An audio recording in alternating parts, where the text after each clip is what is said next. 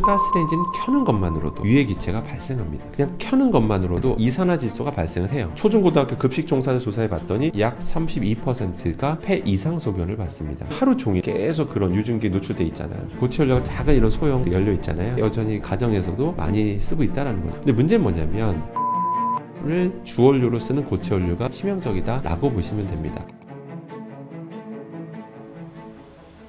비흡연 여성 폐암 환자가 많은 원인으로 주방 가스레인지의 유해 기체가 주목되는 이유는 무엇인가요?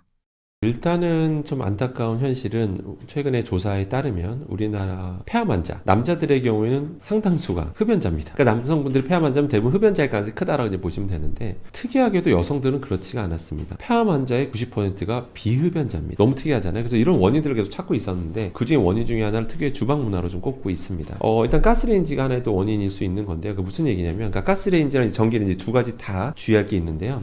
먼저 가스레인지는 켜는 것만으로도 유해 기체가 발생합니다. 그냥 켜는 것만으로도 이산화질소가 발생을 해요. 무조건 발생합니다. 이산화질소는 대기 오염 물질이에요. 우리가 길 가다 전광판 보면 항상 적혀 있잖아요. 뭐 이산화질소 농도 얼마, 이런 식으로 대기질을 평가하잖아요. 자동차 배기가스에서 나오는 거예요. 근데 그걸 가스레인지 켜는 것만으로 계속 들이마시는 겁니다. 이러다 보니까 미국에서 캘리포니아주와 뉴욕주에서는 가스레인지를 금지하는, 생산과 판매를 금지하는 법안이 추진되기까지 했었습니다. 또 미국 화학협회에서는 가스레인지 사용 중단을 촉구하는 입장문까지 냈었어요. 그 정도라 보시면 되는데요. 자, 그런데 문제가 있습니다. 그러면 뭐 전기레인지는 괜찮냐? 전기레인지는 아까 말한 이산화질소 문제는 없는데 다른 문제가 있어요. 그러니까 가스레인지든 전기레인지는 기본적으로 뭘 여러분 조심하셔야 되면, 일단 거기서 너무 우리가 고온 조리를 한다는 거죠. 그러니까 우리가 그냥 물만 넣고 끓이면 상관이 없어요. 그 정도는 상관이 없는데, 우리가 대표로 지지고 볶고 튀기고 굽는 행위, 이게 바로 문제인데, 거기서 막 우리가 예를 들어 프라이팬이라면 뭐 가스레인지든 전기레인지에 올려놓고 뭐 기름 두르고 막 이것저것 볶고 막 하잖아요.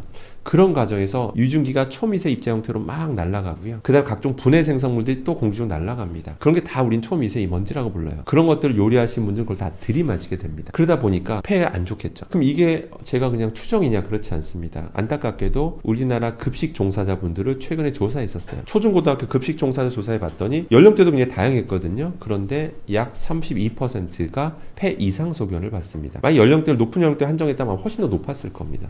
그 정도로 이게 그 급식 종사자분들 하루 종일 하루 8시간씩 계속 그런 유증기에 노출돼 있잖아요. 그러다 보니까 서서히 몸이 폐가 안 좋아지셨던 거다라고 보시면 됩니다. 그래서 기본적으로 요리가 지지고 볶고 튀기고 굽는 이런 행위들은 그런 요리보다는 좀 삶거나 그냥 끓이는 정도, 그런 요리가 가장 좋다라고 보시면 되고요. 또 기본적으로 요리하실 환기가 필수입니다. 레인지 후드 키는 건 기본이고요. 근데 보통 이제 환기하라고 권하면 옆에 있는 거 하나만 여세요, 창문. 근데 그건 별 효과가 없습니다. 반드시 두 개는 열어야 돼요. 반드시 뭔가 하나 두 개를 열어야 순환이 되면서 유해 물질 농도가 확 낮아집니다. 그래서 꼭 요리하실 때는 반드시 환기하면서 요리하시는 게 가장 중요하다라고 보시면 되겠습니다. 힐링을 위해 피우는 향초나 인센스 스틱이 오히려 폐암의 원인이 될 수 있는 이유는 무엇일까요? 인센스 스틱만 해도 이걸 태우는 과정에서 여러 가지 빛의 입자가 발생하고요. 공기중으로 발생하게 되고, 다환 방향족 탄화수소라고 해서 그런 것들도 공기중으로 이제 발생하게 되는데, 그런 것들을 우리가 들이마시게 되면 바로 그냥 기관지를 못 고르고 기관지를 통과해서 바로 이제 폐까지 달라붙을 가능성이 크기 때문에 폐에 안 좋을 가능성이 크죠. 그렇기 때문에 뭐 향초든 인센스 스틱이든 그걸 사용하시게 되면 좀 환기가 잘 되는 조건에서, 그리고 혹시 켜셨다면 또 역시 주기적으로 환기하는, 그렇게 사용하시기를 좀 권해드리겠습니다. 먼지 제거 스프레이나 헤어스프레이를 밀폐된 공간에서 사용할 때 발생하는 뇌의 영향은 무엇인가요? 일단은 먼지 제거 스프레이나 헤어 스프레이 보시면 주의사항이 나와 있어요. 뭐냐면 밀폐된 공간에 사용하지 마십시오 라고 대놓고 나와 있습니다. 도대체 왜 그러는 걸까요? 일단은 저런 스프레이는 기본적으로 추진체가 있어야 돼요. 추진체가 있어야 돼서 쫙 발사될 수 있는 건데, 그 대표적으로 많이 쓰는 게 바로 프로판가스와 부탄가스를 굉장히 많이 씁니다. 그런 것들을 굉장히 그런 밀폐된 공간에서 고농도를 흡입하게 되면 굉장히 몸에 해롭다라고 이미 다 알려져 있고요. 그래서 반드시 환기가 잘 되는 조건에 써야 되고요. 특히 헤어 스프레이 같은 또 뭘 조심하셔야 되냐면, 거기에 여러 가지 이제 고분자 성분이라는 게 있는데, 그게 이제 피막을 입히면서 약간 굳게 해주는 거예요. 딱딱하게. 그래서 헤어스프레이 쫙 뿌리면 약간 굳게 해주는 그런 역할이 있잖아요. 그 상태로. 근데 그런 고분자 피막이 형성되는데, 그 고분자 성분을 그런 식으로 쫙 스프레이 형태로 뿌려서 그걸 우리가 호흡기로 만약에 들이마시게 되면요, 자칫 폐에 들어갈 경우에는 정말 폐에 또 악영향을 미치는 만큼 반드시 저런 것들은 좀 오픈된 공간에서 사용하셔야 된다는 거 꼭 명심하시길 바라겠습니다. 한국인이 매일 반복하는 행동 중 가장 흔한 발암 습관은 무엇인가요? 일단은 대표적인 거 하나는 저는 두 가지만 꼽자면, 하나는 좀 페트병 생수. 페트병 생수가 정말 저는 개인적으로 좀 요새는 거의 남용 수준이라고 봅니다. 남용될 정도로 페트병 생수는 정말 편하잖아요. 사실 외출할 때만 해도 너무 그냥 하나 갖고 다니는 게 편하니까.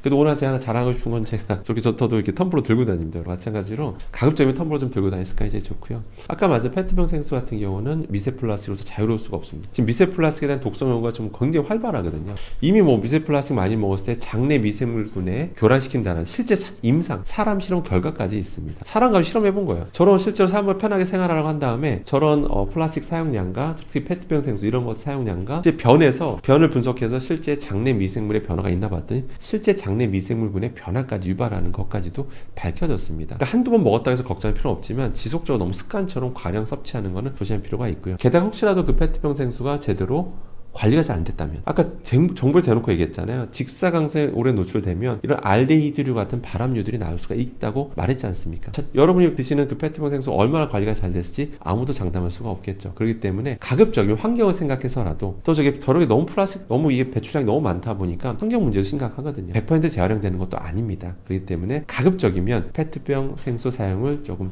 자제하시는 게 가장 바람직하겠다라고 보시면 되겠습니다. 근데 한 가지만 더 덧붙이자면, 고체 연료라고 아시는지 모르겠습니다. 고체 연료가 작은 이런 소형 연료 있잖아요. 그래서 우리가 뭐 일본식 선술집이라든지, 그래서 뭐 돈카츠 집 같은 데 보면 이런 음식을 덮이기 위해서 막 불 붙여서 하는 거 있잖아요. 저도 최근에 어떤 식당 갔는데 저도 깜짝 놀랐는데 여전히 실내에서 식당에서 많이 쓰더라고요. 왜냐면 가스레인지 놓는 것보다 훨씬 이게 편하니까 그걸 많이 애용하고 있는데, 문제 식당도 식당인데 여전히 그 가정에서도 많이 쓰고 있다라는 거죠. 편하잖아요. 이게 딱 하나 켜놓으면 뭔가 좀 은은하고 은은해 보이기도 하고 계속 덮여지니까요.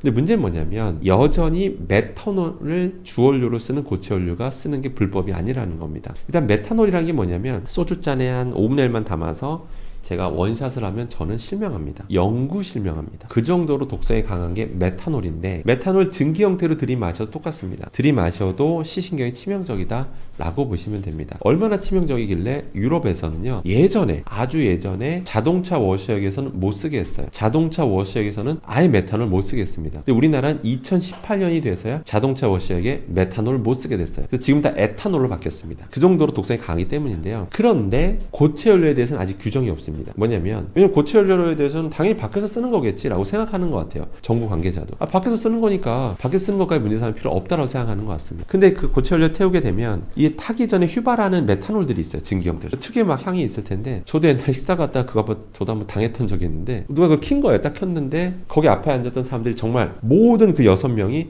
다 순간 눈을 부여잡고 눈물을 흘렸습니다. 이렇게 눈물을 흘렸던 적이 있어요. 그 정도로 시신경이 치명적입니다. 이게 지금도 실내 뭐 전골집이라든지 가정집에서 널리 쓰고 있다는 거죠. 그래서 결론은 만약에 그런 걸 쓰셔야 된다면 성분명을 보셔야 됩니다. 에탄올이라 적혀있는 거 쓰시는 게 좋고요. 메탄올이라 적혀있는 거는 저도 실내에선 절대 쓰시면 안 된다는 거 꼭 기억하시길 바라겠습니다. 네, 안녕하세요. 저는 생명대학교 화학에너지공학과 강사 교수라고 합니다. 만나서 반갑습니다. 제가 개인 유튜브 채널도 운영하고 또 여러 유튜브 채널 나와서 여러 가지 어떤 주의사항에 대해서 알려드리고 있는데요. 그러다 보면 많은 분들이 아니 뭐 이것저것 따지면 어떻게 사냐, 뭐 불안하다, 다 위험한 거 아니냐 이렇게 하면서 또 너무 또 우려하시는 경우들 보게 되는데, 전혀 그런 게 아닙니다. 제가 알려드리고 싶은 거는 기본적으로 주의사항입니다. 모든 건 기본적으로 위험성을 안고 있지만 주의사항만 잘 지키면 거꾸로 위험한 건 하나도 없습니다. 제가 단정져서 말씀드리는데요. 주의사항만 잘 지키면 위험한 건 하나도 없기 때문에 제가 알려드린 주의사항 잘 참고하셔서 건강한 생활을 영위하시길 바라겠습니다. 이상입니다.